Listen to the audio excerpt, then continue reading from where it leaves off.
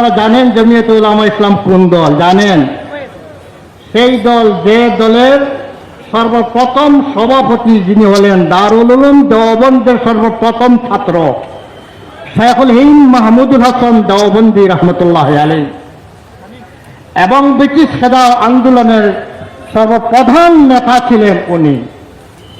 এর সাথে সাথে যিনি পরবর্তীতে নেতৃত্ব দিতেন তিনি হলেন শেখুল আরব ওয়াল আজম সৈয়দ হুসেন আহমদ মদনী রহমতুল্লাহ আলাইহি।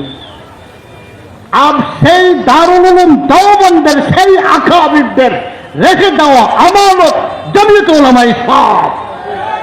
তাই আপনারা যদি মদনী রহমতুল্লাহ আলাইহি নবীর বংশ, নবীর আওলাদ রাসূল মদনী সৈয়দ হুসেন আহমদ মদনীর সাথে যদি হাসরের ময়দানে থাকতে চান, নবীর জান্নাতের নিচে যদি জায়গা পাইতে চান, তাহলে আমি আশা রাখবো সবাই যেন জমিয়তে উলামা ইসলামের নেতৃত্বকে, জমিয়তে উলামা ইসলামের দলকে আমরা সবাই যেন মহব্বত করি।